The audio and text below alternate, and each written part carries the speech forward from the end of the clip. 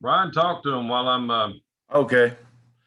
Well, folks, as you can see, we are experiencing a little technical difficulty trying to get on. Hey, that's what happens when it's a new show. You know, we're trying to get to everybody that we possibly can. And what we're planning on doing on this show is talking a little politics, a little um, commentary on social media, society in general. We're going to have different people coming on with us, and we hope you enjoy this show. We're The main goal for this show is to try and get the truth out. You know, we call it the right angle because we're on the right side of things. So just sit back and enjoy. We plan on a 2-hour show every Saturday from 9 to 11. And we're going to talk about things going on in this country and in this world.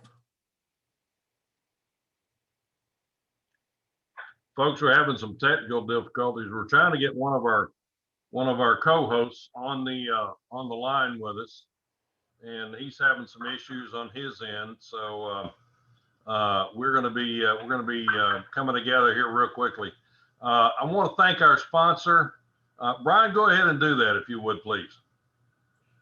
Well, the show sponsor is Superior Heating and Air. The owner is Joey Ursary, and he is in the Athens area. He covers Athens and parts of North Alabama in the Athens, Huntsville, Decatur area. And if you have any heating and air conditioning problems, you need to give him a call.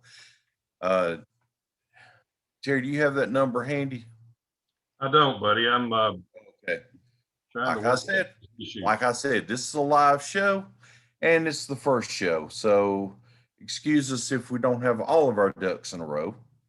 But Joey is a guy that will take care of you. Again, it's Superior Heating and Air, and I'll get that phone number to you here in just a minute. I'll tell you a little bit about Joey. Joey served our country in the Navy, and he traveled all around the world, and heating and air conditioning is what he does now. And he and his people are just top-notch people. We had a problem with our air conditioner a month or so ago and called him. It was on a Sunday. You know what that's like. You might get him out here in 5 or 6 hours. He was out here in less than 2 hours. That's incredible service. That's why he is superior.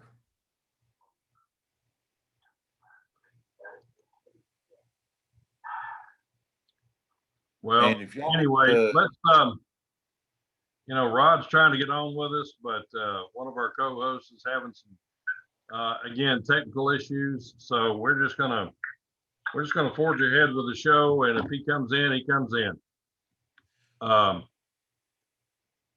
Anyway, let's I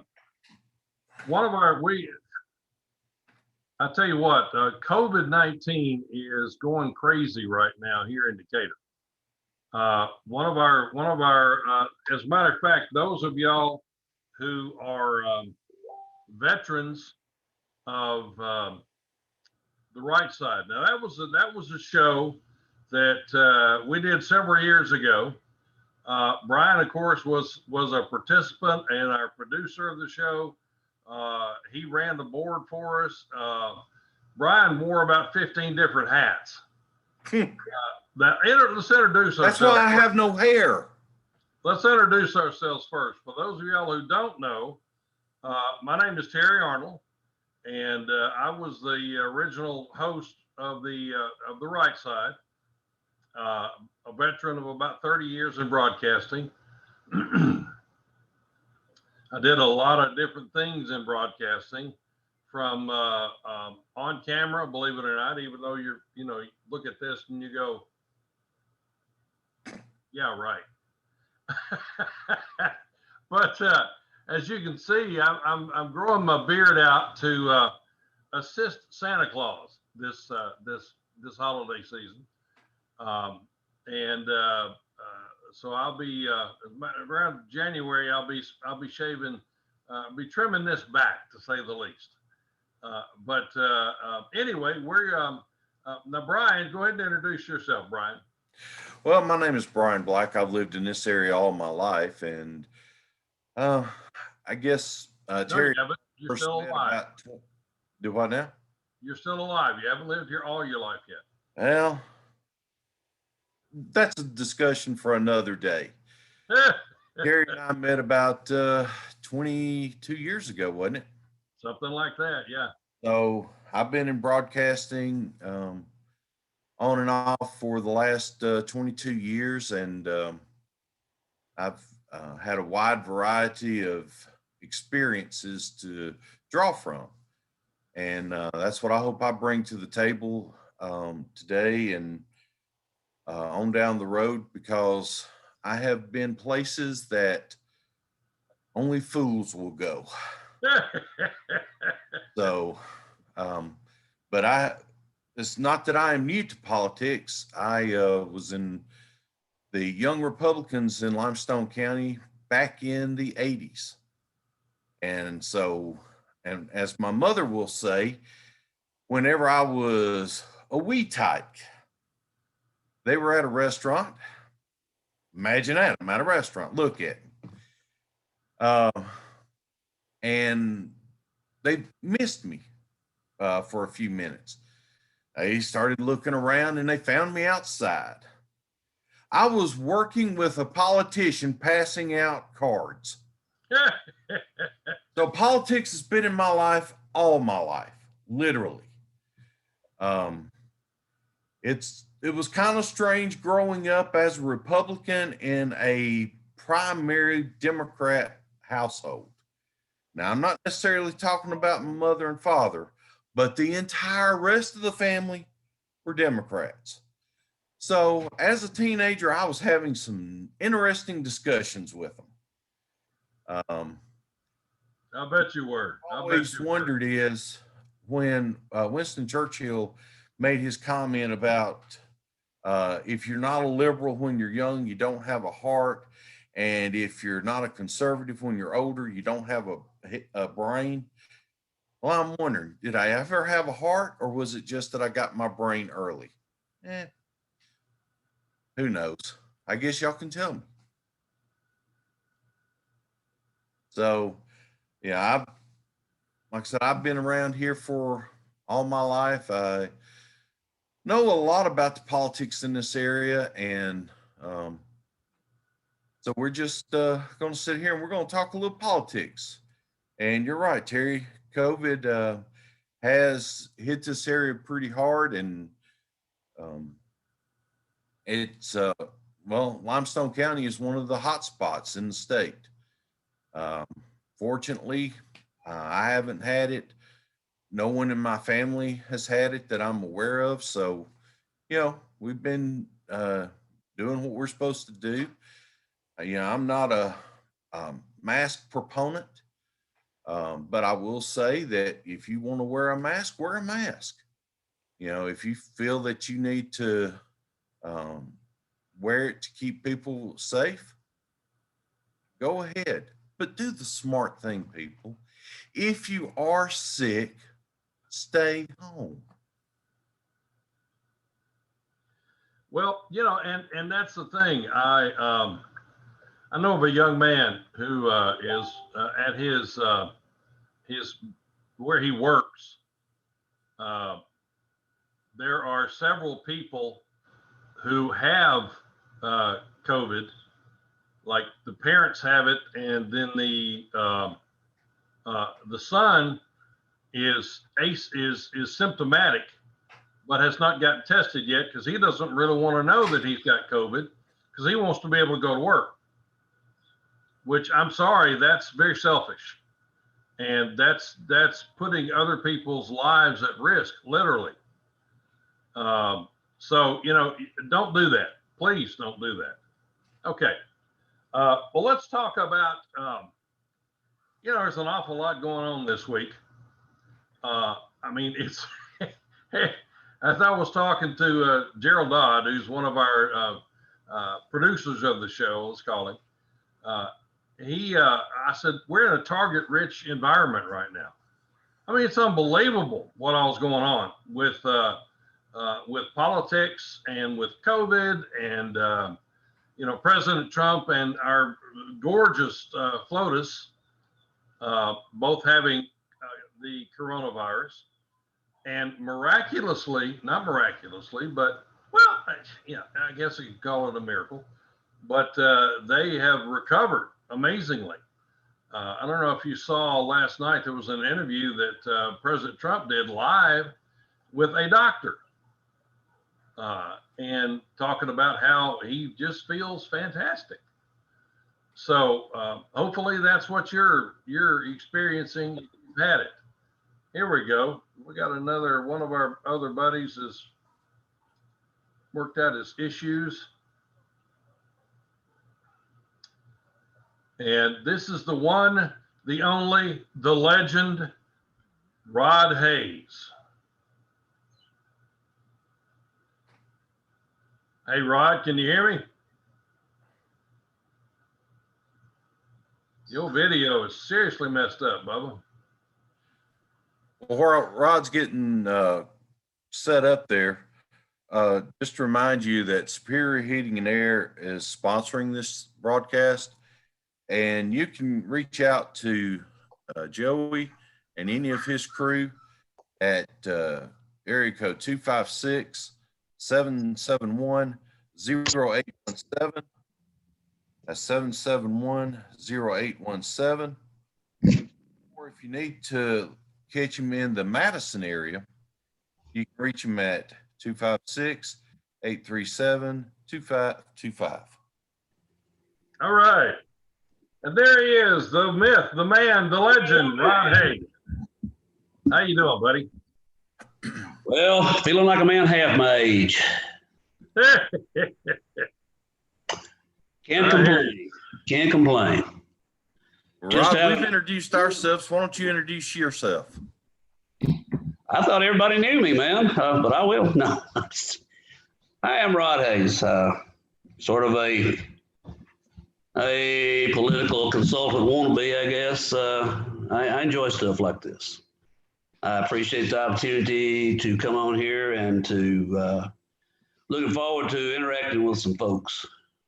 And I believe we're going to see some great things.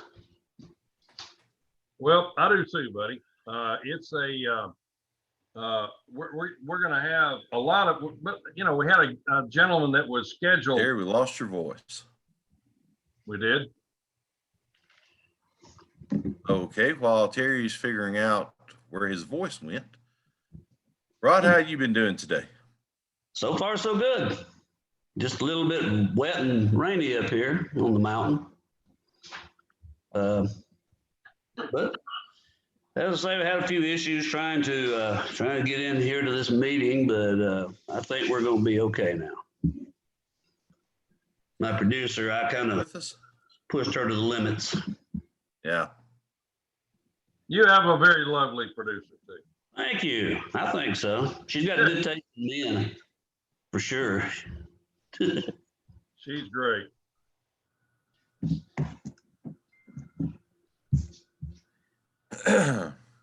Again, we're trying to work out technical issues here and get it. We have Brian, tell them about the website. Well, we are linked to the TACNN.com website. Now, if you want to find out about what's going on in the world around us, then we're going to have a lot of links there. Terry's going to be putting up vignette videos every day, 2 or 3. We're going to just be discussing what's going on in the news and current events. TACNN has been around for a few years, and that's run by Gerald, and he's got some pretty good articles up there, and we're hoping that we can increase the amount of content that's on the website, and it'll be your one-stop shopping for political information. Well, there's no doubt there's plenty of information out there to be had in this day and time, the way it's been going. I've never, in all of my 40-something years, seen anything to beat it. I mean, it's like the whole thing changes every week.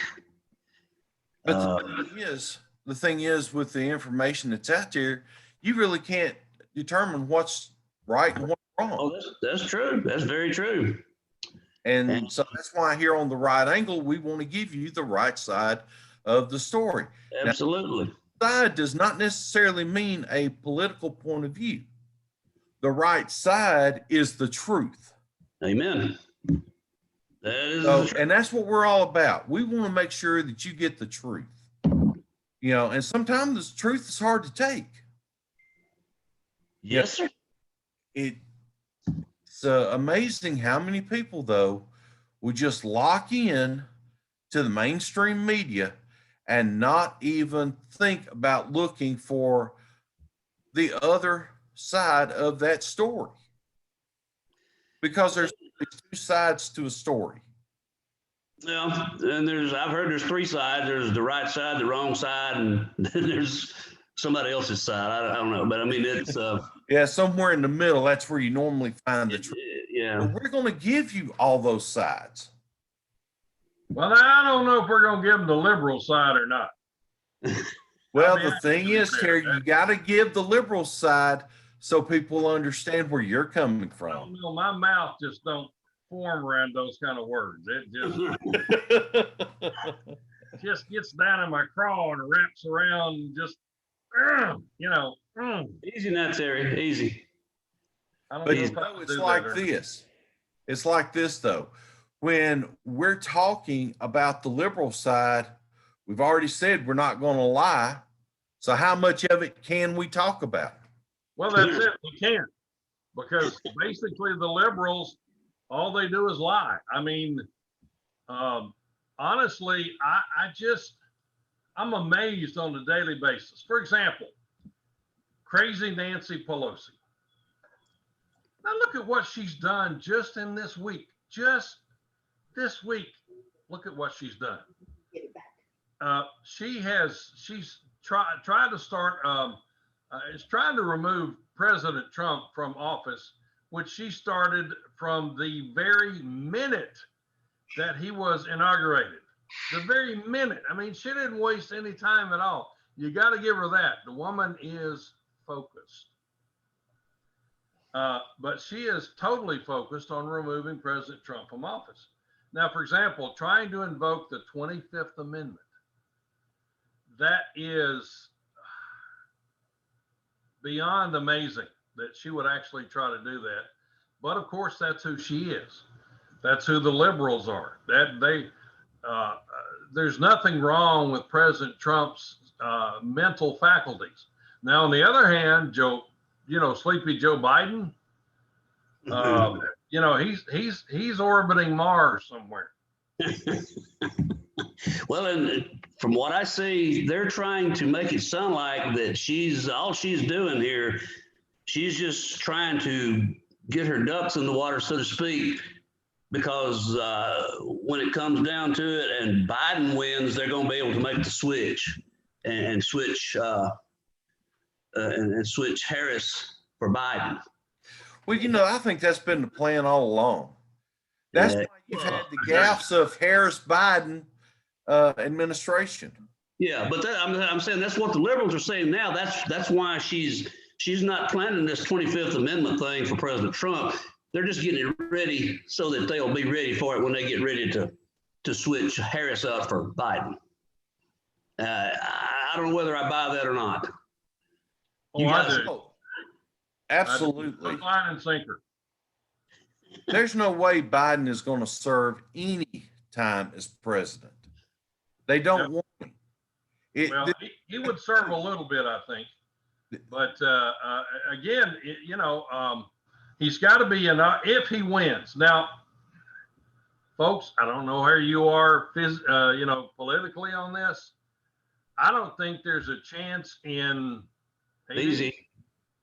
Easy. How's that? Does Hades work? Close enough. By the way, this is going to be a very family-friendly show. Yes. We will never, ever, ever use foul language on this show.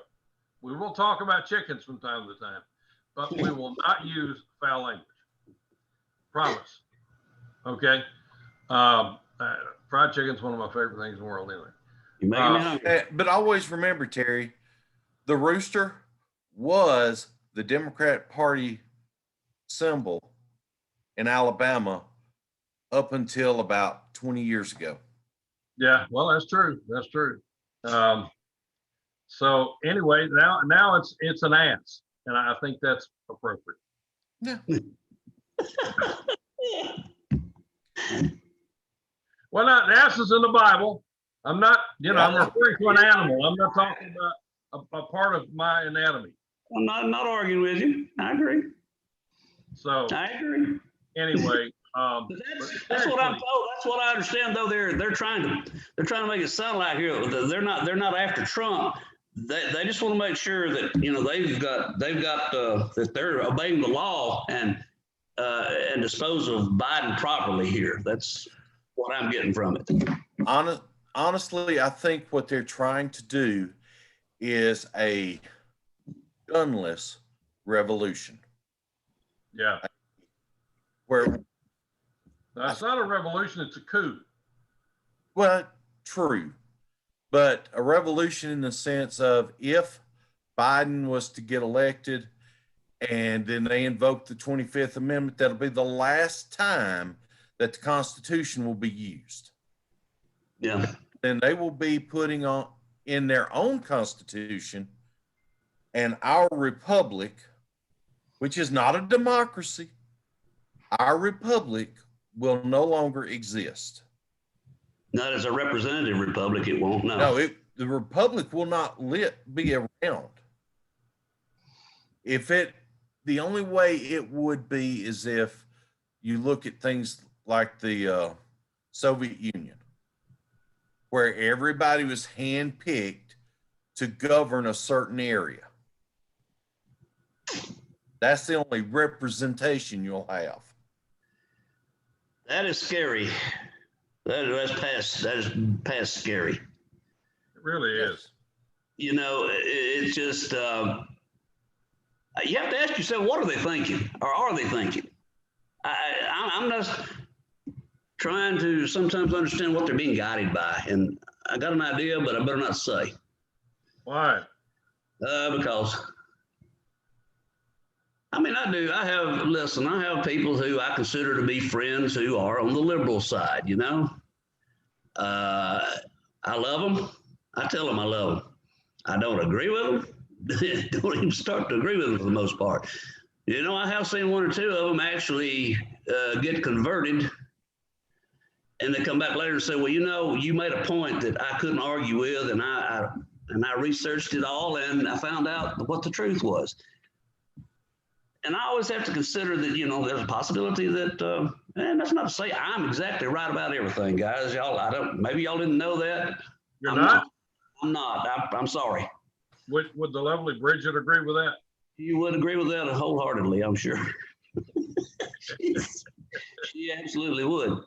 No, it's, and I agree too. There are other things, besides politics. If you're going to make an enemy of somebody, do it over something other than politics, if it's got to happen. I've just, like I said, we're all God's creation, and God made us different for different reasons. And, but we just can't let the liberal mindset take this country. As it almost already has. And it's either do or die in about 20-something days. I know. Isn't that amazing that we're that close to the election? It just seemed like it was week before last we had the 2016 election. Yeah. And Well, I don't know. 2020 so far, it seemed like about 8 years to me. it's And been long. we're only in October. What do you think, Brian?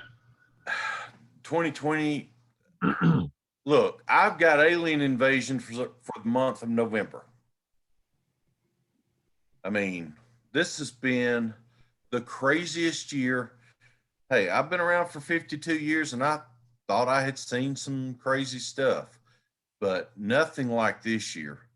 Although I did find a video the other day that I was watching, and it's basically saying that 2020, although when it was produced, we hadn't gotten to 2020 yet, but it was talking about the year 533, I believe it was. And that's when there was a violent volcanic eruption that covered the entire planet with ash, and plants started dying off, and it was saying it was the worst year in history. That was Krakatoa, wasn't it? Did what now? Was that Krakatoa? Yes. Yeah. But 2020 is giving it a run, because they were talking about how that eruption changed the political landscape of the world, because where you had civilizations, they had to disperse so they could find food and water and just be in a place where they could survive. Well, out of that, one of the things that came was the complete fall of the Roman Empire and the rise of Islam. So 2020 is trying to make a case it's the worst one. Well, and two, I'm sorry, go ahead, Terry. No, go ahead, Ron. No, I was just going to say, we in this country, we make 5-year plans.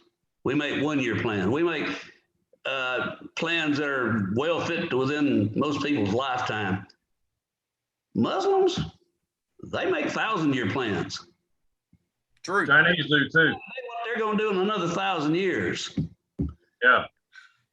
Well, the thing I've always known whenever I got into politics, and I saw it real early, the Republican Party and conservatives in general think like you do. We only think about 5 years down the road, 10. The Democrats, they have had 100-year plan. And folks, we're getting close to the end of that 100-year plan, and it's almost to fruition. You're exactly right, my friend. Yep. This started back in the 1880s when the progressive movement really started taking hold. And it's just, they've been chipping away for 100 years. We're at the brink of losing our nation. We're at the brink of losing our Constitution. Well, and not to go too deep into things, we can never lose our freedom, because those do not come from the Constitution. Right. Those come from God. Right. And the Constitution is there to make sure that we maintain our freedoms. That's why this election is so important. Now, I'm going to tell you, the two of y'all, something I don't know that y'all know. I did not vote for Trump 4 years ago. I didn't know that I could trust him. Let me cut you off. I've seen him the last 4 years, and he has earned my trust that he's going to do what it takes to keep this country safe and to keep our Constitution safe. Yep. And wow, that's quite an admission there, Brian. There's a lot of people though out there like me. There is. You're right. There is. You know, from a Christian standpoint, all I had to go on was what his life was like. Okay, that's all I knew. There was nothing at that point to show me otherwise. Well, I agree with you there. You know, I'm kind of one of those that had to a certain extent hold my nose and go ahead and vote for him. But you know, the thing is, one thing I know is that Fat Boy here is way million years away from perfect. Who are you talking about? Oh. Not you, Fat Boy. Not you, Fat Boy. This Fat Boy. We ought to call our show the Fat Boys, you know? I think that's already been done. But anyway. I think Rick and Bub already have dibs on that one. I think so. But, you know, anyway, I don't want to chase another rabbit trail. But the thing is that, and I lost my train of thought completely. We were talking about Trump and. Yeah, Trump. You know, God prepares people. And I firmly believe from the very bottom of my fat little toes that Donald Trump was sent by God. And I believe Donald Trump has grown a lot since he's become president. The things that he's had to go through, my gosh, the things that the left has been doing and is doing to him on a daily basis, just curls my toes. I just, you know, the guy has to have a direct mandate from God for him to be able to withstand all of the slings and arrows that are being thrown at him and his family. I mean, you know, it's unbelievable. They've even attacked his son, Barron. Now, to me, that's beyond the pale. You know, this is politics, folks. But when you start attacking a man's son who is totally innocent, you know, from what I understand of Barron, he's an extremely bright individual, very sharp. You never hear anything from him. And Melania is raising him right. I do believe that, Melania and President Trump. But the things that have happened to that man, I don't understand it.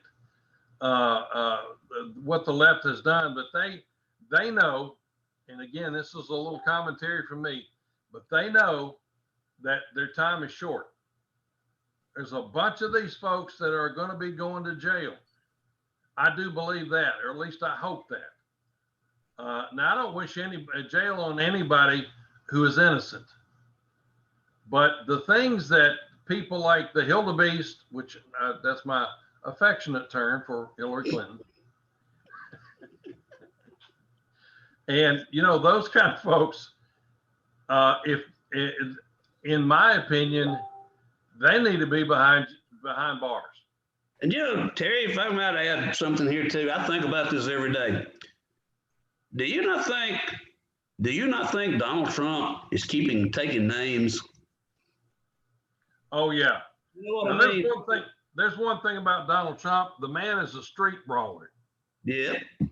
You don't want to meet Donald Trump in a back alley, because he will pull out the brass knuckles and he will rearrange your face. And I'm just saying, I think either way it goes, I believe he's going to win in a few days, but let's just, for the sake of argument, let's pretend he doesn't. I would not want to be some of these people, Republican and Democrat, who have caused him grief, because I honestly believe he has got the wherewithal and the desire that he will. I'm not saying he's going to have them killed or anything like that, unlike your affectionate person you were just mentioning, but you mean the Hildebeest? The Hildebeest, but they'll wish that they I'm had. slow saying that. I'm sorry. That's a slow caller in the Olympics. They're going to wish, I believe, that they had conducted themselves much differently. If it comes down to that. So we're having trouble with Facebook. Gerald's telling me that it's frozen. Brian, how about checking on your phone, see if it's I did. frozen? Yeah. Is it? Yeah. Okay. Well, again, we'll repost this. We are recording this, and we will repost this on our we have a website called TACNN.com. I didn't say CNN.com. TA, which stands for the American Conservative News Network, which is our logo right up here. Let me see, pointing at it. There we go. yeah, let's see. Our logo is behind us on all of our. I've got one too. Yeah. All right. Yeah, absolutely. We'll be posting it on TACNN website. And again, I do, for those of y'all, obviously they're watching at a later time. I do apologize for us having to deal with all these technical issues, but we're going to get them worked out. We're going to get them worked out. And you can practice and all this, but until it's game day, you really don't know what the issues are. That's right. That's right. We have fumbled the kickoff. We haven't lost the game yet. We haven't lost the game, but we have fumbled the kickoff. But again, that's part of this. This is a practice scrimmage. Let's call it that. Let's call it a practice scrimmage. And, sure. Well, it may be a practice scrimmage, but it is sponsored by Superior Heating and Air. And good segue. Joey Ursery for stepping out there on the limb with us. Whenever I talked to Joey about this, I said, Joey, I'm not sure exactly what all we're going to do. Not sure how it's going to be put together, but I do know this is what we're going to talk about. And Joey said, sounds like a plan. Count me in.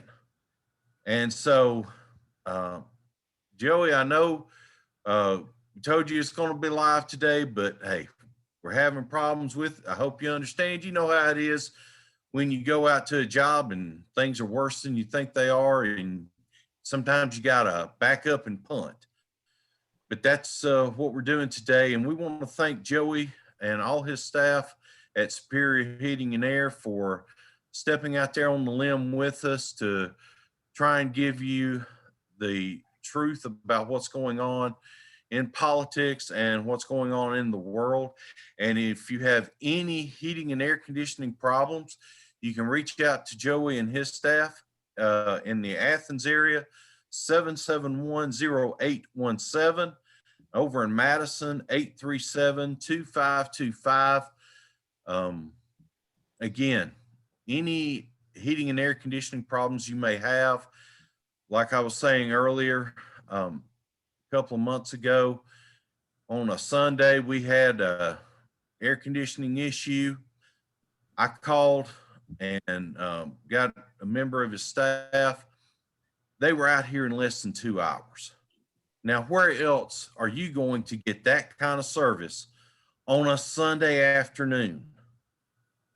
Amen, brother. Pretty much unheard of. That is Joey. That's why he is superior. So again, he'll leave the air on for you. Yeah, that's right. He says he will. And soon it'll be the heat, but that's another month or so down the road. Speaking of which, do you guys agree that this is the first fall that we've had in years? I mean, the actual, where you get up in the morning and you got that crispy air, and then at night it gets cool, but in the daytime it's just nice and toasty and warm and everything. It really is wonderful. Usually we go from summer right into winter, but this time we've actually had fall. Yeah, I love it. I love it. Well, guys, I'm looking at President Trump's Twitter feed right now, and there's a whole lot of, it's unreal how much voter fraud is already going on. For example, a Texas mayoral candidate was arrested for voter fraud, allegedly applied for 84 ballots. A mayor. This is the mayor, dadgummit. And New Jersey postal employee accused of dumping 1,800 pieces of mail. It included 99 ballots for the upcoming election. Now, these are the ones that were stupid enough to get caught. How many of these are a little slicker, and how many of these are not only throwing away ballots that have already been marked and cast for President Trump, but how many of these are falling into ballot harvesting hands? Now, if you don't know what ballot harvesting is, that is where somebody who has nefarious ideas goes and collects a whole bunch of ballots from, say, senior citizens at a nursing home, or they actually pay for them sometimes, and they'll take those and they'll mark them for their candidate and then turn them in as if they were real ballots. Folks, one thing we've got to do, we've got to get out and vote often. I'm kidding. We've got to vote. Make sure you get out there and vote in person. And because every single vote this election is super critical, because there's so much rampant fraud going on out there. It's just unbelievable what the left, the liberals, and I'm not going to say all Democrats, because not all Democrats are bad. It's like not all Republicans are good. It's hard to believe, I know, but that's the truth. So, again, this is a sacred right that we have in this country, and I would beg you to please make sure that your vote counts. Whoever you vote for, make sure that your vote counts. For example, the Senate election we got going on right now, we have a chance to help change the balance of power in the Senate. We can get this slime ball. Did I say that out loud? I did say that out loud. You did. Doug Jones. We can help remove him from the Senate. He should have never been in there in the first place. But the people of Alabama have got a chance to rectify that mistake. And we can get Coach Tommy Tuberville in there. I don't care if you're an Alabama fan. Now, Rod, I know you and Brian both are big Alabama fans. But tell me, are you going to be able to hold your nose and vote for Tommy Tuberville? I'm not even going to have to hold my nose. I'm going to vote for him. Amen, brother. My line of work has carried me to both colleges, and I can honestly say that my visits down on the plains, as they call it, have always been pleasant. I mean, I even went down there one time. I was having to redo the sign in front of a fraternity house, and I had an Alabama tag on the front of my truck, and I was wearing my Alabama shirt and cap. And, there wasn't a soul there that everybody walked by. They just smiled and stopped and talked and were very nice, and just talked about how that it was always a good game or something like that, but never did they ever say anything bad or negative. It's one of the cleanest little towns you will ever go in. Yeah, it really is. I agree with you. As far as Coach Tuberville, listen, I'm a much more of a fan of my country than I am of a football team, in all honesty. I like Auburn. They do have some dead trees down there, but I do. Oh, Terry. I know. I had to go there, didn't I? You had to go there. However, to their credit, the University of Alabama, the botanical department or whatever it is, did go over and help them try to save the trees. And every effort that could be made was made to try and save those trees. And who poisoned those trees? Harvey Updike, I believe, was his name. He's like the trees. Yeah, he not long ago he expired. Okay. But here's the thing. Now they've put new trees out there, And I have yet to understand this one thing. The reason why they were so upset about the trees was because that was state property, correct? Yeah. Okay. Yeah. Why is it, now I realize it doesn't happen that often, but why is it every time Auburn wins, they go out there and toilet paper those trees? If I did that on the county square, I would be locked up for vandalism. Oh, don't give me a straight line like that, Brian. I just don't know. You can't do that to me, buddy.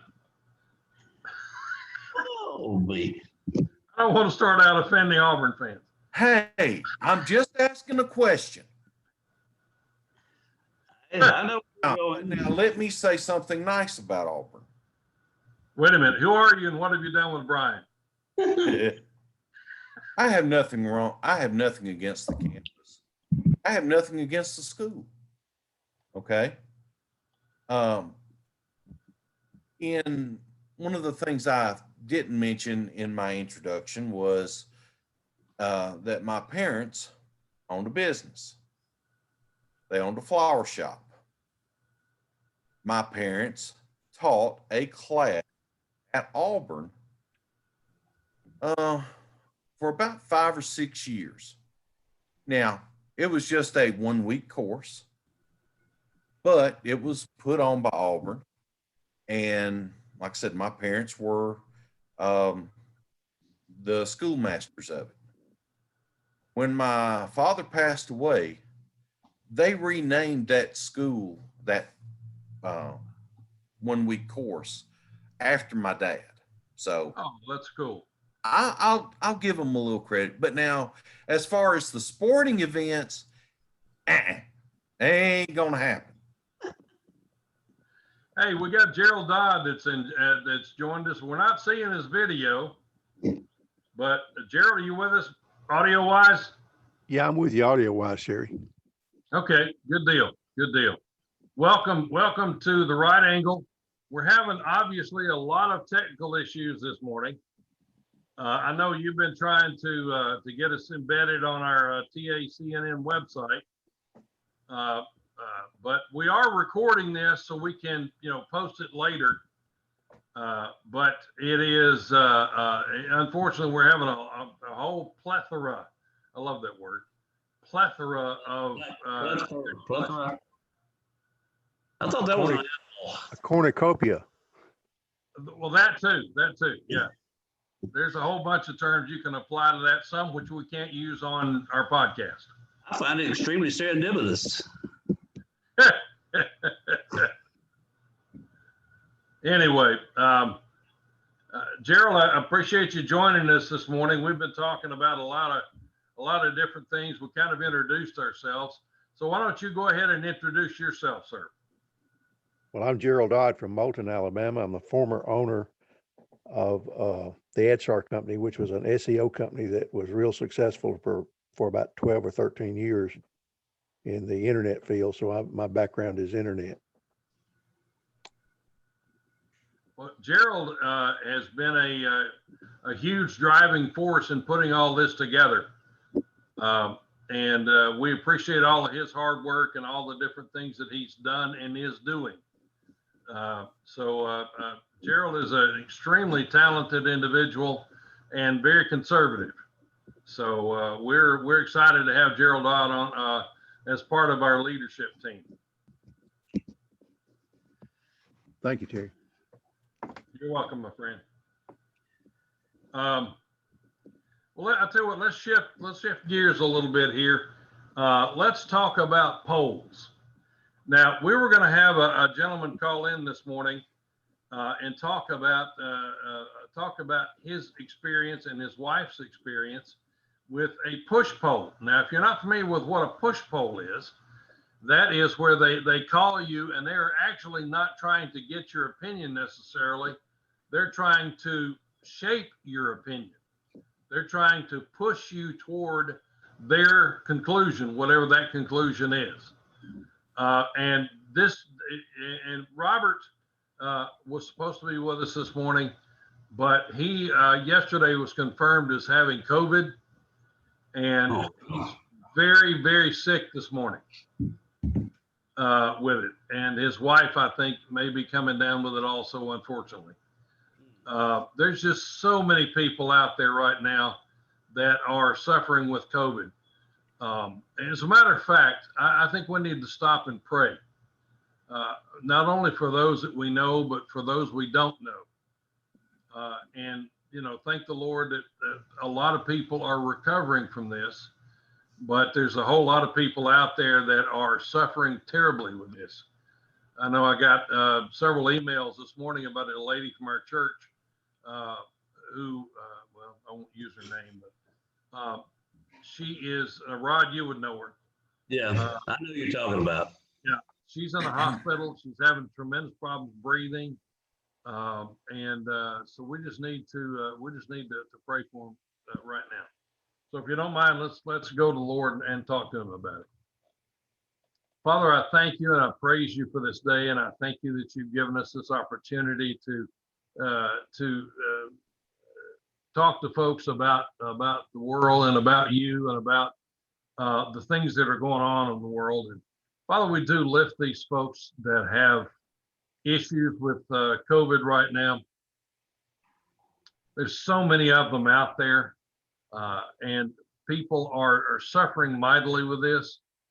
And I'm sure just about every one of us knows somebody who is struggling with COVID right now, and maybe some even in our families. But I lift those folks up to you right now, and I ask you to put your healing hand over them and touch them. And Father, I know this has got to be terribly scary for them also. So I ask you not only to touch them physically, but mentally and spiritually. And Lord, help them to lean back in your arms and to rely on you as their source and as their strong tower. I love the verse in the Bible that says we run to him and he's our strong tower. So Lord, I ask you just to help us to run to you this morning and seek shelter in your strong tower. And Lord, I thank you and I praise you for all this in the sweet, sweet, precious name of Jesus. Amen. Amen. But let's talk about polling. Now, there's some good things coming out about polling right now. For example, in Pennsylvania, there are back in 2016, 2012, the registrations for voting were pretty heavily trending toward the Democrats, and especially in the black areas, which kind of foreshadowed the election of Obama. Don't get me started there. Anyway, then in 2016, the Republicans saw a rise in registrations, and which foreshadowed the election of President Trump. Now in 2020, the Republicans they're up 3-1 over Democrats registering in the battleground state of Pennsylvania, which is extremely good news for us. But again, we're going to need every legitimate vote that we can possibly get to overcome all of these negative votes out there. So now, Gerald, you and I were talking yesterday about the polling and about how they kind of manipulate the polls. How do you feel about that? Terry, there's no doubt that they're doing that. They have these call centers, and what they're doing, they're calling out with people, and they're making suggestions on how they should answer the question. Sometimes it's not an overt suggestion, but a subliminal suggestion. Right. And they're using that to get by people's natural response to not talk to someone whose main purpose in a call is to change their mind. So they're going at it and they're disguising it by saying this is a poll, and then they're asking the questions but then they're making suggestions on how the person should answer. And those suggestions are actually meant to try to change that person's mind about something. So it's really deceptive what they're doing. It really is. You know, I heard, I think, Brian, you were talking about that yesterday also. You had a perspective that you had gotten from another individual. Well, the thing about polling is when you're doing a call around like that, you can take and it'll make people when you see the poll numbers and you see it is way out of line. I mean, they're saying that President Trump is not going to get but 70 to 74% of the Republican vote. Okay, that's not realistic at all. No, it's not. The last president, I think, that was even close to that number was George Bush II. He was the closest one. And I think his was like 76%. And for whatever reason, whether it was the Bush name or no, I'm sorry. It's the wrong Bush. It was Bush 1. That's when Perot was running. And he drew off of the Republican vote. He did. So and he lost. Now, when you see the numbers that Trump is behind 10, 12, 15% points in the voting, that is designed to tell Republicans, look, there's no need in you going out there and wasting your time standing in the polling lines to go vote. But it could have the opposite effect too. It could tell the Democrats, well, why do I need to go out there and stand in line? I can sit at home, draw my check, or go out here and protest. It's all taken care of. We got this in the bag. So polling is a two-edged sword.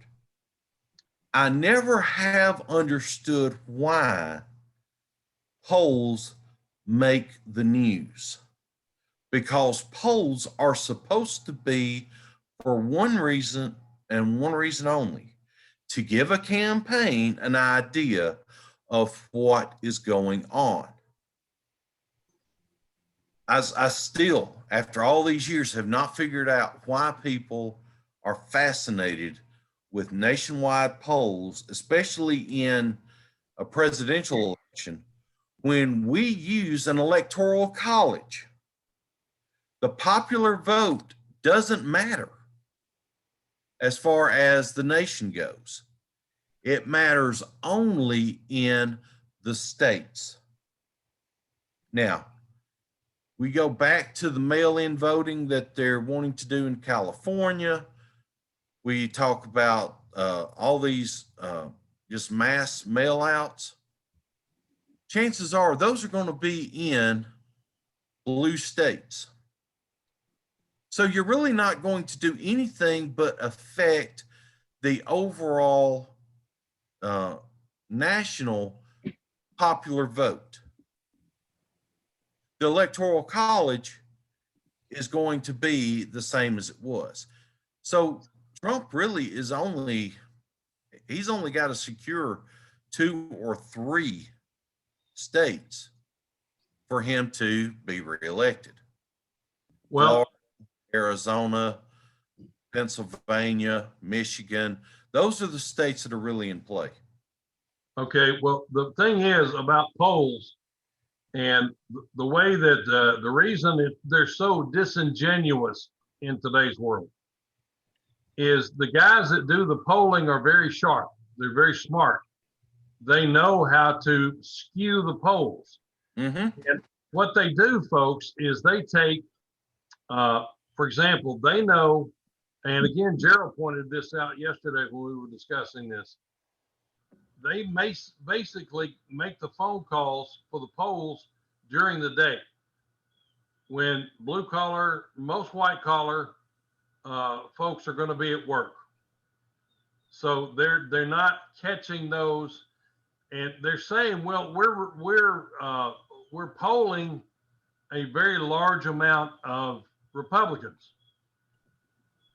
Well, yeah, but you know, they're basically going to the suburbs, which according to what I hear, Trump is not doing that well with suburbanite housewives. So even though they say they're Republican, they're not really Trump supporters. So when these guys go and poll these Republicans, they're not getting a true representation of what the mass of Republicans is out there. But they're covering their behind by saying, well, we polled a certain amount of Republicans so that they can't, the Democrats and the Republicans can't go back and say, well, all you did was poll Republic or Democrats. And plus they don't poll the rural areas, which is primarily and predominantly Trump supporters. They try to identify where the Trump support is the weakest, and that's where they poll. Mm-hmm. And that's sad. But that's what. So you got to remember that when you're looking at polls, is you're not looking at true numbers. And certainly anybody who remembers the 2016 election should be extremely well aware of that. That the polls before the election, what did they say? Well, in fairness though, Terry, the poll said that she was going to win the popular vote by about 3 to 5%. Who was going to win it? That Hillary. Who? Yeah, the wildebeest. Wildebeest. Wildebeest. Now that's insulting wildebeest everywhere when you call her a wildebeest. You know that. But the truth is, and again, we talk about it. We talked about it earlier. Truth may hurt, but truth is truth. She did win the popular vote by 2 to 3%. Okay, so the polling was accurate. The polling, though, was misleading because the polling didn't take on what was going on in the states and what the Electoral College was going to look at. So, you know, all those dead people that voted in 2016, I think that's where the edge came from. Is all those dead people that voted in 2016, and well, and I hear all those dead people that are going to vote in 2020. And I hear that vote is getting pretty big too. Speaking of dead people, how is polling going among the dead there, reckon? Is it any statistics on that? You're more closely attached to that than I am. Yeah. Tell them what you do, Rod.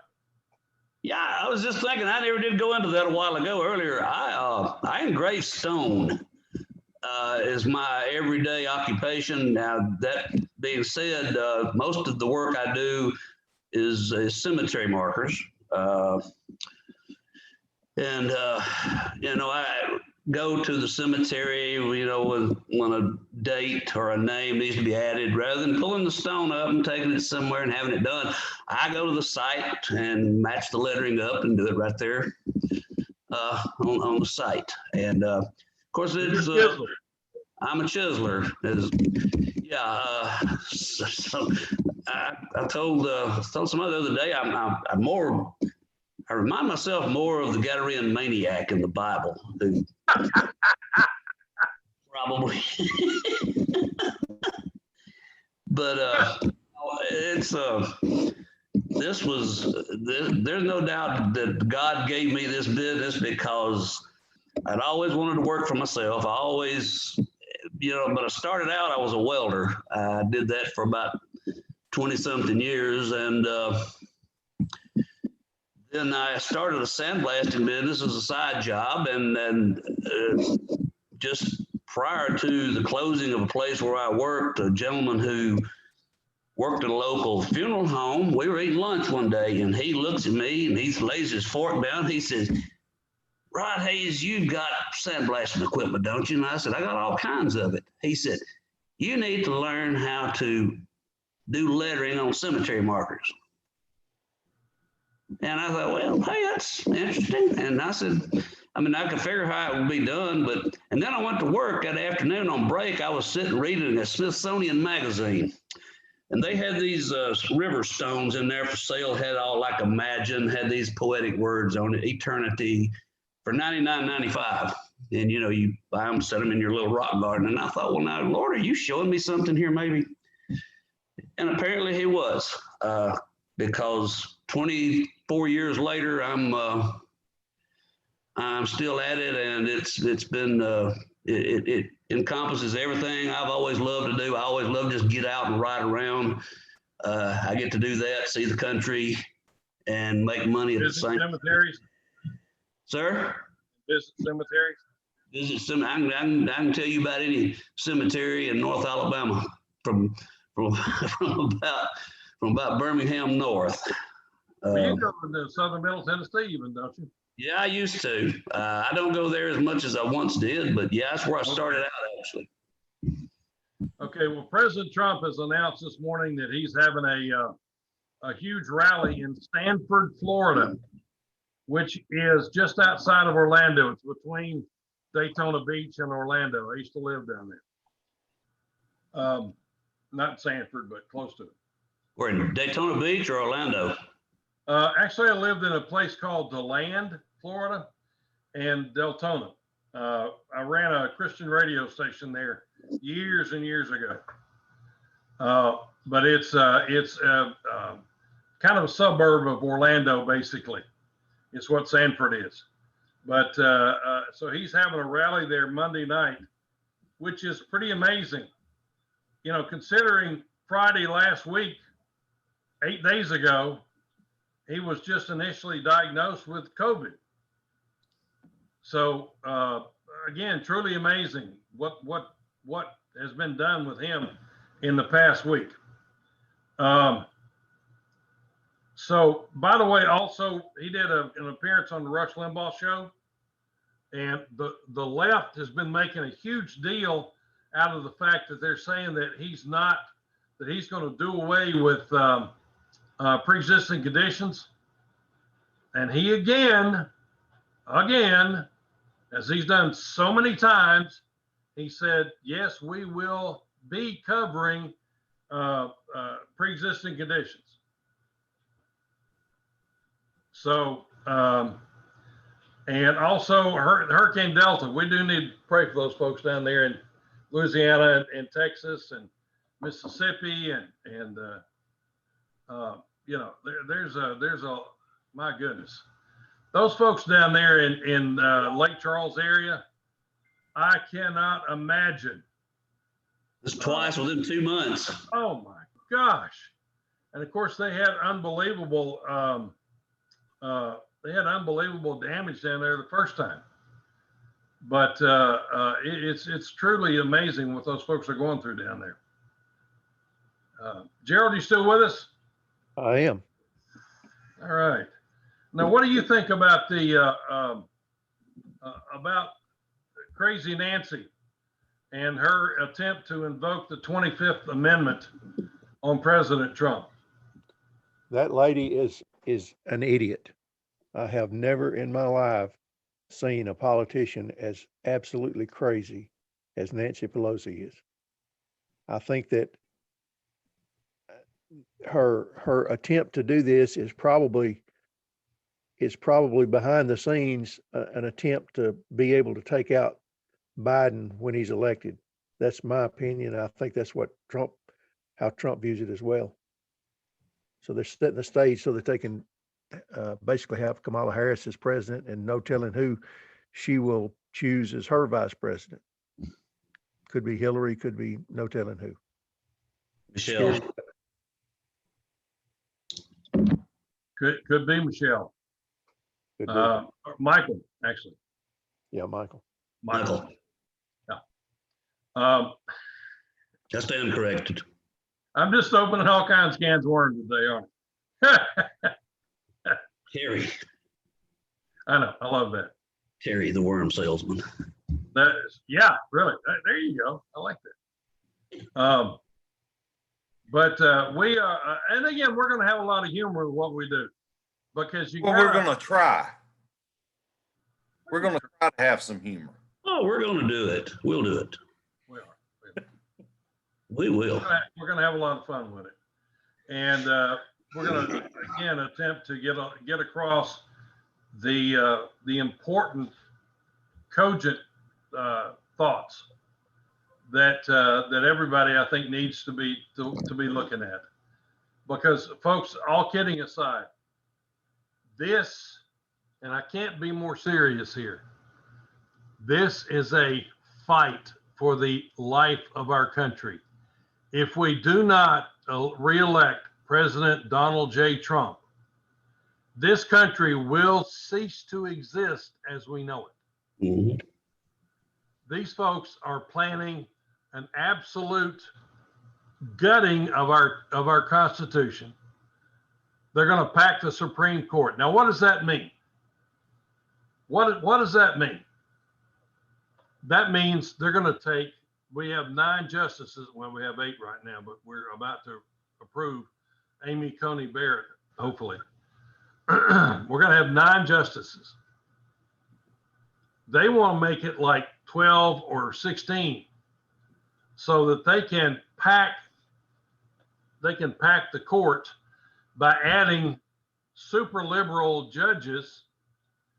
And, you know, really, if you look at our system, the Supreme Court is the final arbiter of anything in today's world, in today's America.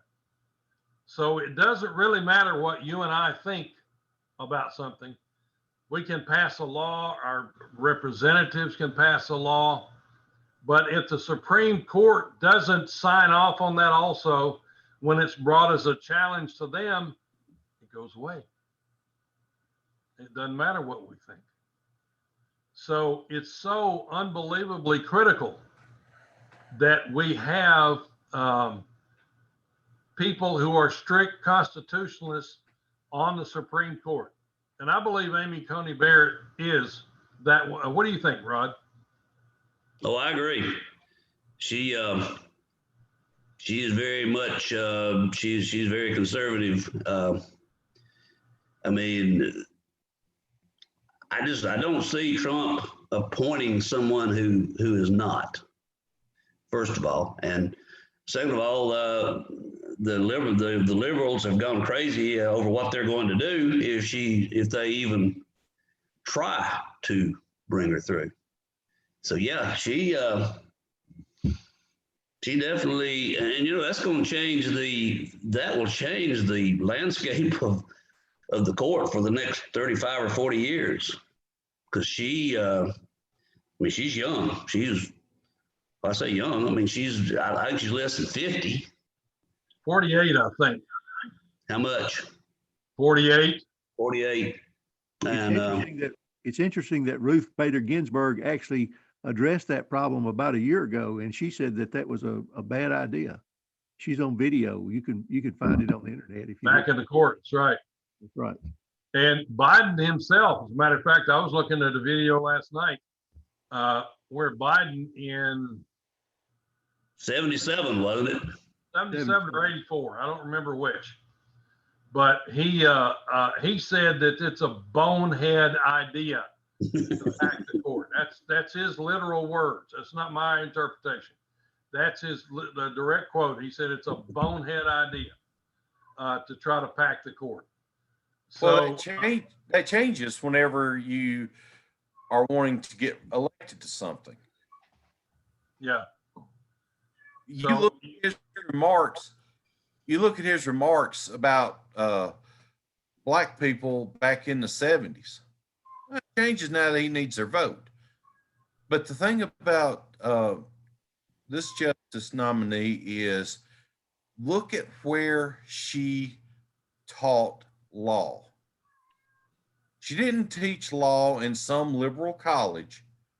She taught law at Notre Dame, which is one of the best law schools in the world. She is a lady of strong Christian beliefs. She exemplifies that when she goes and takes in 2 children from a country that has been devastated and gives these 2 kids a very good life, a life they never would have had a chance where they were at. You're going to have people out there on the liberal side of life that are going to condemn her. They already have, for taking in 2 children of color. You can't get more racist than that. I agree. And Joe keeps making stupid statements about black folks. I mean, he continuously offends black folks, and he's trying to court their vote, like Rod said. But like this week, he said something about he was happy that the grocery stores were being kept stocked by black women. Yep.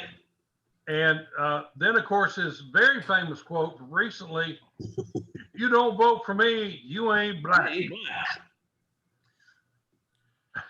You made the comment earlier that Sleepy Joe was orbiting somewhere around Mars. No, a little further out than that. He's around Uranus. I knew that was coming. I was afraid you'd go there. I was at Pluto, but Pluto's no longer a planet. But like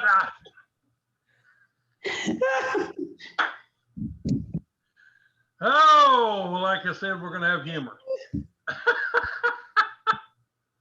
But yeah, he's out there. He's definitely out there. That's for sure. Rob, we lost you. Yeah, we lost him. Oh well, we'll get him back. Hopefully. So funny he couldn't stand it. So Gerald, what do you think about this, buddy? I'm telling you, I'm over here just giggling and giggling. Y'all are too funny. Well, can I take a moment and do something, Terry? Yeah. I want to remind everybody that I lost. Were you going to talk about superior heating and air? Yeah, I lost my video. There we go. I'm back now. Although probably people don't want to see that, but hey. Yeah, I was going to talk about Superior Heating and Air. They are, Joey Urshery and his fine staff are sponsoring us, and we just want to let people know that give him a call if you have any problem with your heating and air conditioning, or just call him and say, hey, we know you're sponsoring these wild guys over here on TACNN.net. Is it .net or .com? .com. So we want to thank you for putting them on. Just don't tell him you don't want him to sponsor us. But his staff and him, they are great people. If you have any problems, give him a call. He or one of his fine staff will come out and visit you. You can call him in the Athens area at 771-0817, over in Madison, 837-2525. Or you can visit him online at superiorhav.net. superiorhav.net. And remember, just tell Joey that you're listening to us and you appreciate him going out on the limb with us. and sponsoring this broadcast or podcast, I should say. Been in radio too long. Everything's broadcast. You're right, buddy. Okay, let's touch on the debates. That's been a hot subject this week, also in a lot of ways. Of course, the debacle that was the first presidential debate, and the reason I say that is because of Sleepy Joe and also Chris Wallace, who is the guy's got to be wearing red underwear. You want to talk about a dyed-in-the-wool communist liberal who is trying to present himself as a conservative. There's absolutely nothing about that jerk that is conservative. And the way he attacked President Trump in that debate is just beyond belief. I've been in broadcasting over 30 years, been following politics longer than that. And I've never, ever, ever seen anything so slanted and biased in my entire life as that debate. Again, until we get to the next debate. Yeah, in which we have news there also. But Gerald, what did you think of that first debate, buddy? I actually thought that Trump did a really good job of pointing out some of the problems with Biden's arguments. I thought that it's the first time that a lot of people have been exposed to some of the lies and some of the misconceptions that Biden's trying to force on the American people. I thought it was a good thing that Trump did that. Yeah, when Chris Wallace would let him. Yeah, when Chris Wallace would let him. That's right. That was just unbelievable. Then, of course, this week we had the vice presidential debate between Kamala and Mike Pence and the Fly. That has been funny, them talking about that was the mark of the devil. I know. And all you see is Obama with the fly on him, Hillary with the fly on her. I mean, I tell you, Fly's got to be awful brave to land on Hildebeest. That's my opinion. Seems to me if the Presidential Debate Commission can't choose a venue that's clean enough that they don't have flies, somebody else needs to take over that job, don't you think? Yeah, great. Yeah, what good was the plexiglass if it couldn't keep a fly out? Yeah. Well, but honestly, I have seen video of clips of the debate between Kamala and Mike Pence. Oh, here's Rod Hayes is coming back to us. Hang on, let me get him back into our broadcast here. Well, Terry, while you're getting him hooked up, let me mention the website for Superior Heating and Air. I left off a C. Superior HAVC.net. HVAC. HVAC.net. Yeah. Okay, cool. Rod Hayes, the legend, the man. I'm back. This computer's steam operated, so sometimes it has issues. You got to load some more coal in there. Yeah, I had to go shovel another bucket of coal. I knew you shoveling something. I wasn't sure. Yeah, it was telling me that the battery was low, but I thought maybe it would hold out, but not so. Oh well. Anyway, we're good. Good to have you back, buddy. Here. But we were just talking about the vice presidential debate that happened on. Now I do a lot with TikTok, and I posted a thing right after the debate, and I didn't spin it either way, but I said, "Tell me, in your opinion, who won the debate?" And again, I have basically conservative followers. TikTok is set up where you get mostly conservative folks. That the way their algorithm is set up, they send more conservative people to you because that's who I go to, and conservative and Christian. Anyway, almost 100% of the people said that Pence won. And now, guys, what have you seen as far as some of the other outlets out there? That what did they say, and what do you think? I haven't seen one yet that didn't say Harris that won. Pence won. Pence won. Yeah. Why do you say that? That's what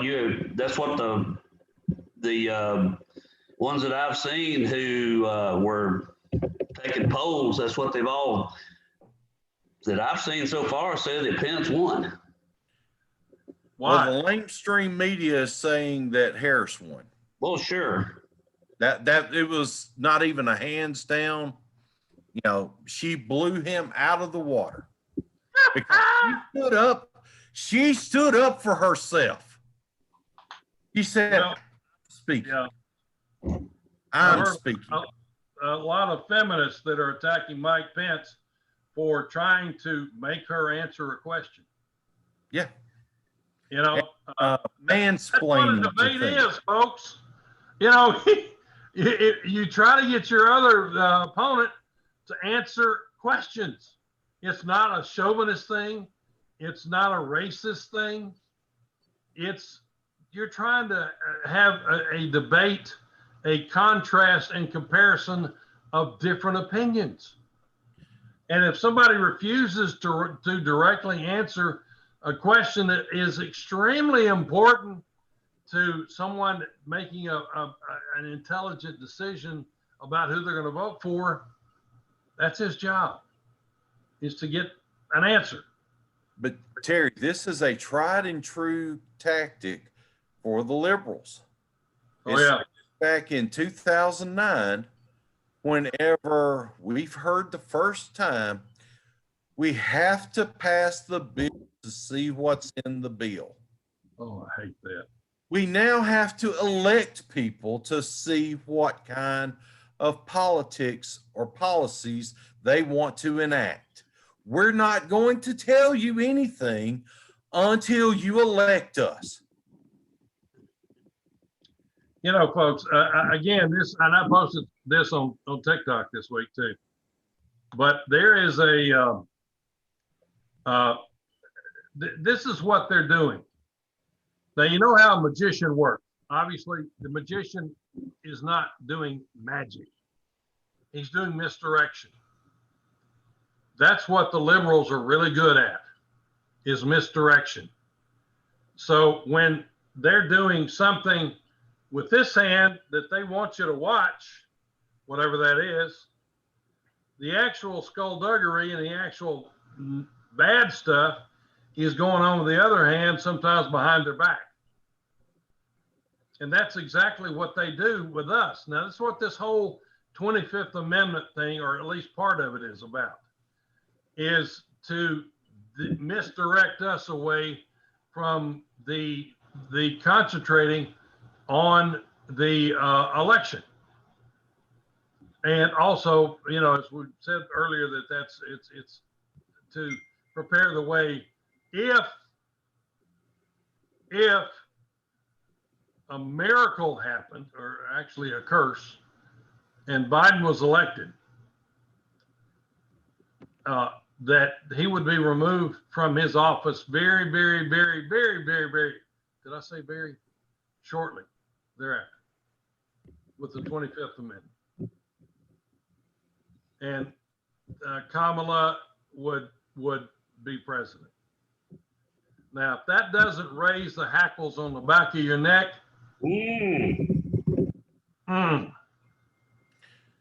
This is all one big movement. You know, get Harris in there.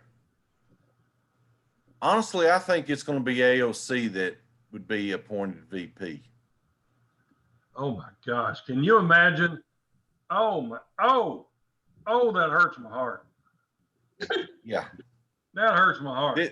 This Having is, Kamala as president and AOC as vice president, yes, and Pelosi as the leader of the House, yes. and Schumer being the leader of the Senate, because if we lose the presidency, we're probably going to lose the Senate. So can you imagine? Talk about the four horsemen of the apocalypse. Well, Schumer's already said that if they get the House, the White House, and the Senate, everything is on the table, including making D.C. a state, Puerto Rico a state. Now, I don't know if y'all have heard about this, but the talk is to split up California into 3 or 5 states. It can be split up into 5 from what I understand. Yes, very easily. Well, if you take and make it postage stamp size, like in the Northeast, you could put 20 states right there. Now, there's one thing that I thought of the other night that just made me lose sleep the rest of the night. You look at all the protests and stuff going on in the streets. You look at what is going on in these professional sporting leagues. They're not standing for the flag, they're kneeling for the flag. We've got protesters burning the flag. We've had lots of talk about how that flag is an immoral flag. Well, guess what? When we add a single state, the flag has to be changed. That means it may no longer be like the motif in our logo. Think about it, people. If you love this country, if you love that flag, if you love having the ability to go to church on Sunday, or even express a differing point of view, you want to vote for Trump.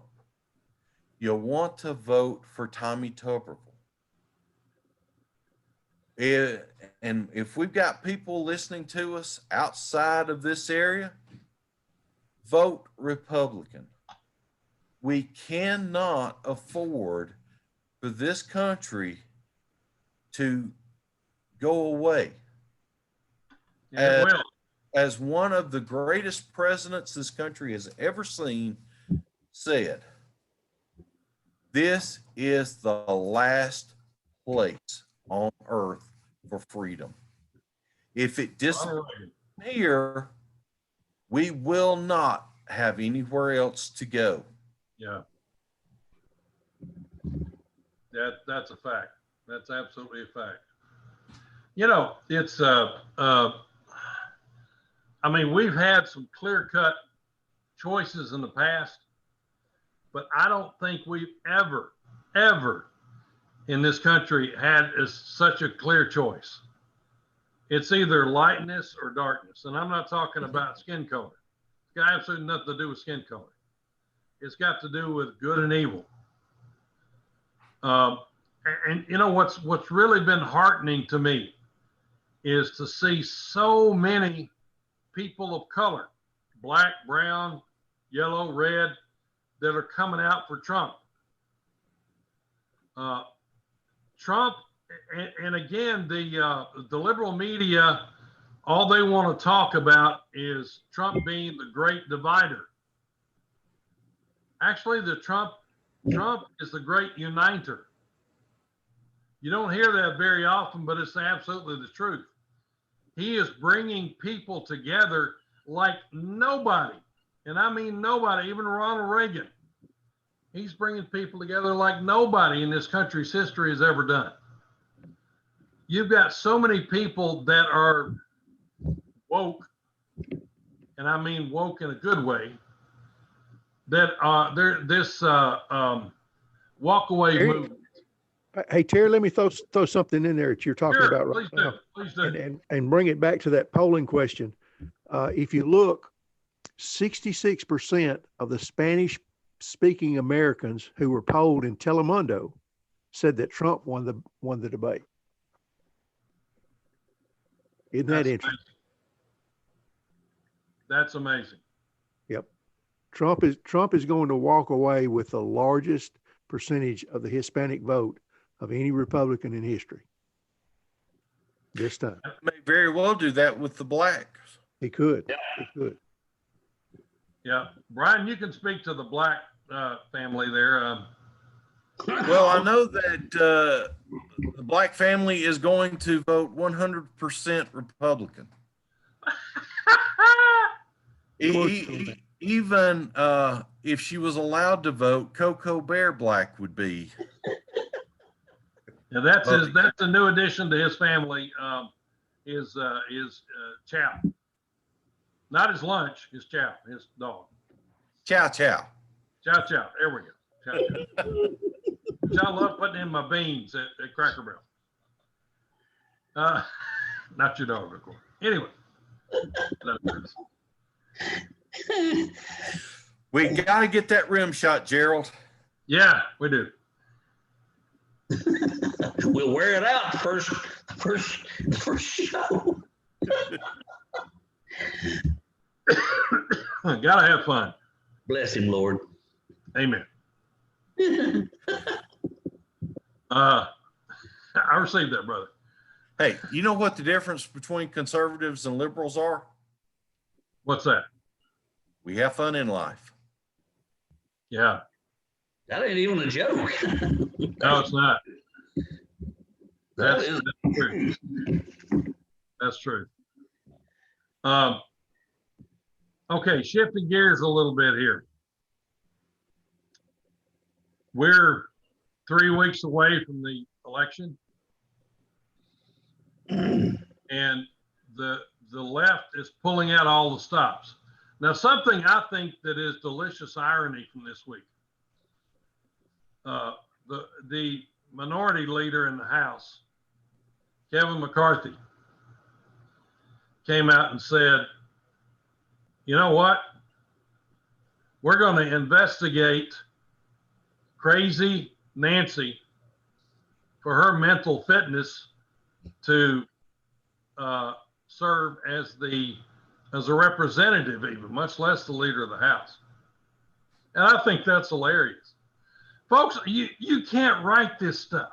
You cannot sit down and say, okay, I'm going to think up the craziest scenario that I can possibly come up with. You can't write this stuff. I mean, it's just too good. And it's like, you know, if we had had a normal moderator on that first presidential debate, it would have been a bloodbath. Sleepy Joe would have been laying in the corner in the fetal position, bleeding from his both ears and his nose. But you had the slime ball, and that's insulting slime balls everywhere. Chris Wallace, who just absolutely destroyed that as being a debate. But, you know, they don't play fair. They don't play fair. There's nothing fair. They have no rules. They have no morals. They have no moral compass. They're total. A politician was telling me one time. He said, Terry, politicians have one goal and one goal only and one priority, and that's to get reelected. Now, why? Well, look at the Obamas. The Obamas didn't have any money when he went into the White House.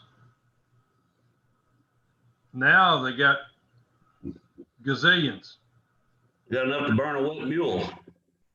Exactly. The Clintons, same way. When they went into office, they were very low on the economic total poll. Now they're worth hundreds of millions of dollars. Well, Terry, you could explain what happened with the Clintons very easily. They actually pawned all that furniture that they stole from the White House when they left. You know, a lot of people, tell them about that, Gerald. A lot of people may not even be aware of that. Yeah, it's a documented fact that they took furniture, they took statues. Al Gore was threatened with prosecution if he didn't bring back one of the statues. I can't remember. I think it was Winston Churchill or somebody like that. Portraits. They stole portraits. Yes. Silverware. They stole the silverware. Yeah. Well, I remember back then there was a story when it came out about how much the White House was going to have to spend to replace all the stuff. Oh, yeah. And they tore the W's off of all the computer keyboards. That's right. Everything W, that they stole it. They tore it out.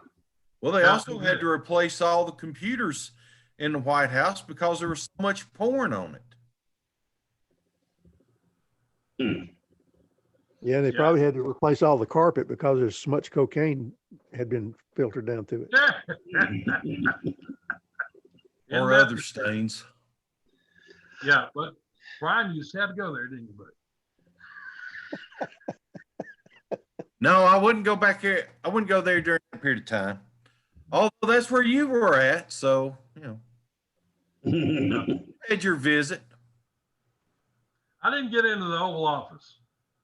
I was downstairs, but I didn't get it. You know, folks, I've been very, very blessed. I have been in the Rose Garden with the president. Unfortunately, it was Bill Clinton. Don't tell me you smoked a cigar with him, Terry. No cigar smoking. No cigar. Oh. I was there on as a matter of fact, I'll tell you the day it was October 12th, when the USS Cole was attacked. And I got a really cool story about that too. I was actually up there that day in the U.S. Capitol building, and we were doing what was called a radio roundtable. And that's where a lot of the leading talk show hosts, conservative talk show hosts, were invited from around the country, and we all got into this big room. And the lady named Ellen Ratner was running this for the Republicans. And they had a whole bunch of senators and congressmen that would come in and say, I would be sitting here. And then a radio talk show host from Nashville, which is really what happened. He was next to me, and I can't remember his name right offhand. It's bad getting old. But anyway, they'd walk them around the room. So they would get to do like 30 interviews in a 2-hour period, and we would get 30 interviews with different people. Well, Brian was working the station, of course, as he always did. And during one of the breaks, I had just gotten the lady, a senator who was on the Naval and Armed Forces Committee. She had just sat down, and Brian told me in a break. Well, tell the story, Brian. Well, got a call from our traffic reporter and newsman, David Cruz. And he called me up and he said, Brian, I just got a call from a friend of mine who said that the USS Cole in the Mediterranean has been attacked. That was in Yemen, wasn't it?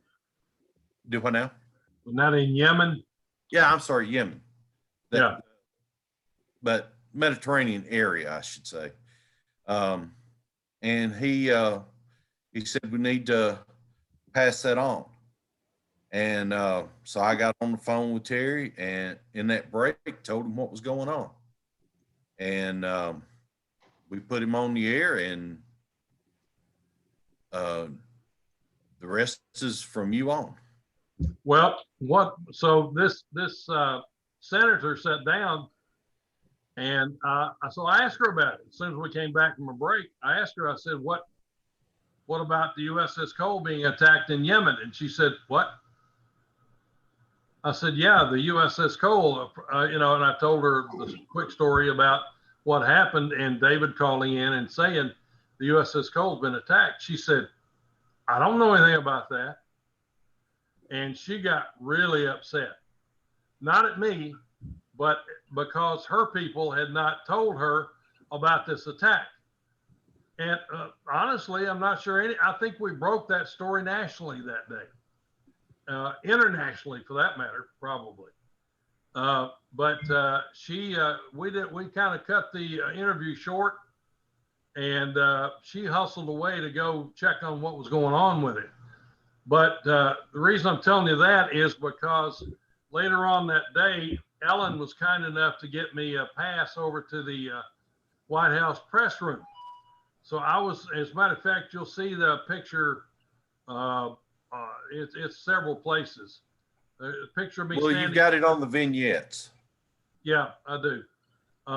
And a picture of me standing there at the podium with the White House emblem behind me. Bill Clinton and the Hildebeest were actually up in New York. I can't remember the name of the city.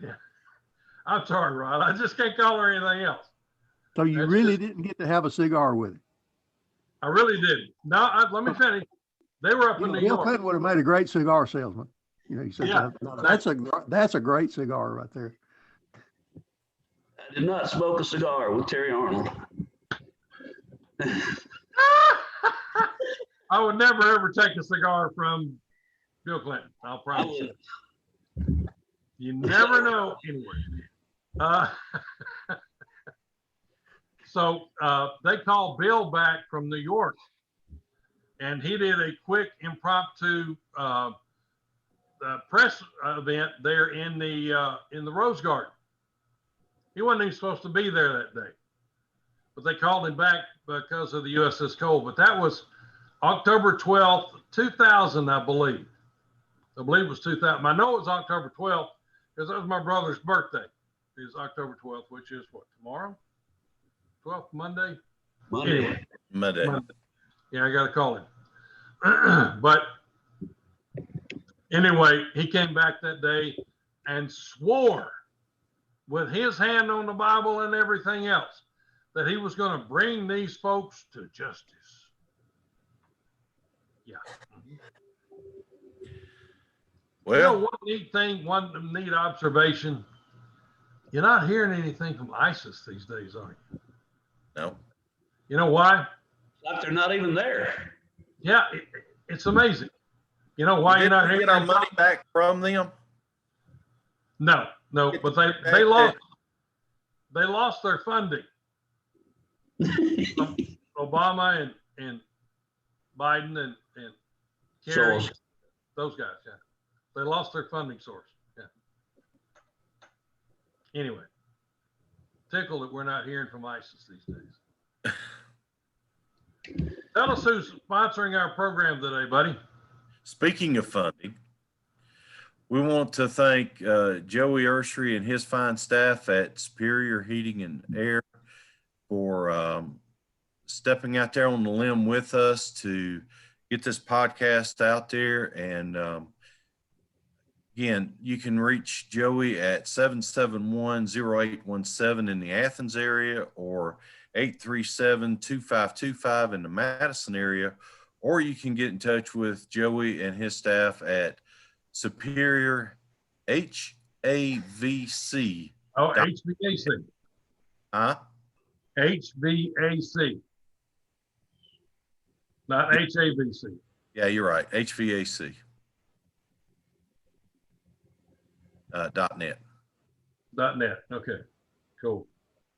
Good folks over Hey, there. whenever you get old, you get dyslexic too. I understand that. well, you guys are depressing me about all that happens when you get old. I don't know what I'll do when I get there. Well, just look on top up here. That will go first. Oh. What kind of hair coloring do you use, Rod? That's what's called Mother Nature's on. Hey, my dad was in his late 70s before his hair ever changed. Is that right? It's that Cherokee Indian, I think. Yeah, Oh, that'll do it. I got plenty of it. It's there. They made it through a set of twins and all of that. But anyway, weird. You have a wonderful set of daughters, that's for sure. Well, thank you. They better be. They better act like they're supposed to. Now Did West Morgan win last night? I would go on a limb and say no, but I'm not sure. I have not heard. Haven't heard. Yeah. Anyway, speaking of that, we got some great football coming up today too. Got a game starting here in a few minutes, as a matter of fact. But you know, and getting back to COVID, Gerald, what do you think about all the restrictions that have been put on us? You know, Terry, I don't think that a lot of them were necessary. I think that Which ones? well, the mask one, mask. We've been told several different stories about masks.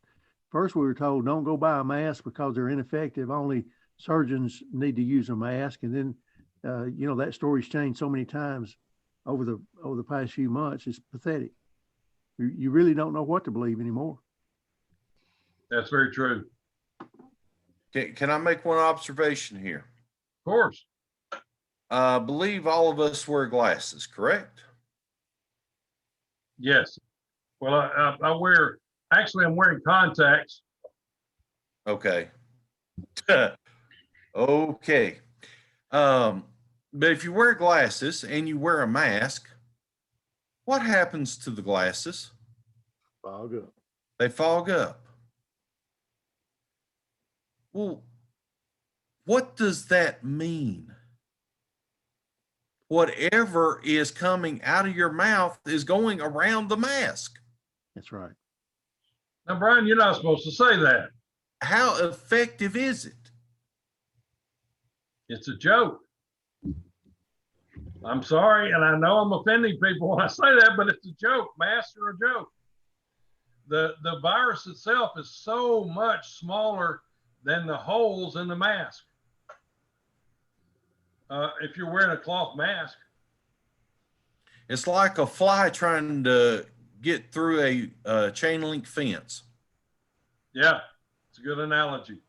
So that explains what happened at the debate. Yeah, but that got around the plexiglass wall. Yeah, it got through the chain link fence around the whole debate.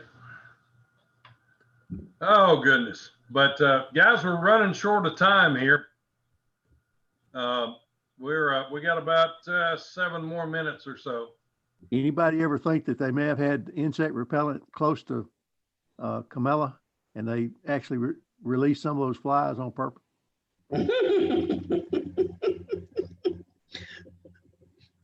You know, and folks, you may think we're putting on our tinfoil hats when we say stuff like that, but I'm telling you that's the depths of the liberals these days. So I don't like that. I like tinfoil hats. I'm amazed. You know, the sickening thing. When you have the former first lady go on television and try to tell us, don't believe your eyes, all of the people that have been rioting were white supremacists. Any degree of tinfoil hat is not out of bounds at that point. Well, I like tinfoil hats personally. It keeps the voices down. You know, there's only 2 or 3 that get through when I am wearing my tinfoil hat, so it helps.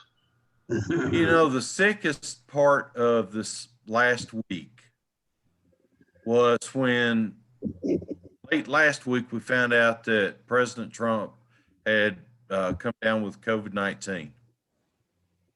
And the joy that was coming out of the liberals' mouths about, well, he gets what he deserves. Some going as far as saying they hope he dies.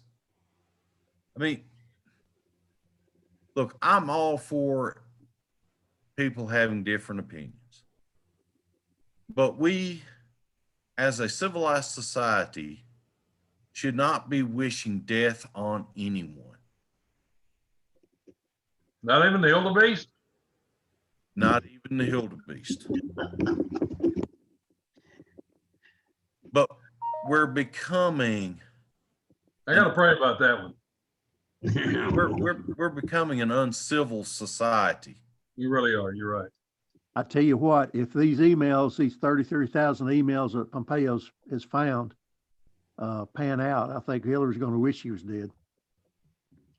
Well, you know, she also said, you know, famously, this is, I don't know, 2 or 3, maybe 4 years ago. She said, if I go down, I'm taking half of DC with me. Yeah. You know, I really believe she means that. I'd say it'd be more than half. Really? It's going to have a lot of far-reaching repercussions, Well, to the least. maybe it needs to happen. Well, I just want to see them because I think I need to compile a recipe book. I think that's all was in there, right? Yeah, pizza A recipe. recipe. Yeah. A recipe. Yeah, this from the lady that wanted to have a bake-off with Barbara Bush. Bake off. You don't remember that? No. Yeah. They were back during it when Bush and Clinton were president. Yeah. They were talking about how Barbara Bush was just a regular housewife, and she was a grandmother, and well, they did an interview with the wildebeest, and she was talking about how she baked cookies. The woman ain't baked a thing in her life. If somebody were to publish a book that said all the recipes contained in Hillary's 33,000 emails, and all it was blank pages, how many copies do you think that'd sell? It'd be a pretty popular book. It would be, wouldn't it? Yep. It would be. Speaking of that, I heard about oh gosh, I can't remember the guy's name now, but this guy was very unconventional, and he published a book with no punctuation in it, no punctuation at all. And there was a big hue and cry about it. So he published a revised edition. The book was the same, but he put at the end like 3 pages of just punctuation marks. And he said, put them in wherever you want them. True story. I would buy that book. Well, I would definitely buy that book. wasn't it a lady a few years ago who wrote a book about what men know about women, and you open it up and every page was blank? Yeah. I don't remember who it was, but I remember that happening. I don't remember it. I saw a book recently that was like this thick, said, operating instructions for women or something like that. It looked like the tax code.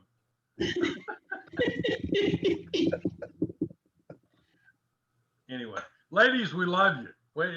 We love you. We celebrate you. We put you up on a pedestal, I promise you. Love women. Well, guys, we're getting pretty close to running out of time here. Any last thoughts, starting with you, Gerald? Just go vote. Pull a straight ticket. All red all the way. Good advice. Rod? Ditto. Go to the polls, vote in person. I don't think people realize how critical it is, Terry. It's hard. It's just hard to stress it enough, but Really is. yeah. Brian? We are sitting here and we're trying to get out to several people to, maybe give them some information they can use, but absolutely go vote. But talk to one person that you think you have a chance to influence. If they are voting for Biden, give them the information they need so that you can change one vote. If everybody listening can change one vote, then there's not going to be the threat of Biden and Harris getting into the White House. Brian, in some states in 2016, 60% of the Republicans failed to go out and vote. Mhm. So if you just get 2 or 3 people and convince your friends that are like-minded to make sure that they go vote, you've increased the number of Republican votes. Yeah. Well, and again, I as Rod said, ditto. But please, take this seriously. Don't let anybody inhibit you from going to vote. If you need to get an absentee ballot, please do that. Rod's got them for sale. What's your website, Rod? I'll show you an entire ream. I'll even deliver for enough money. There you go. But anyway, please vote. And my final word is go Vols. Roll Tide. Roll Tide. Roll Tide. God bless you, folks.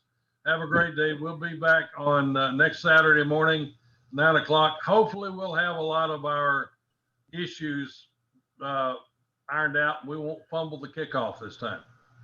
God bless you, folks. We love you.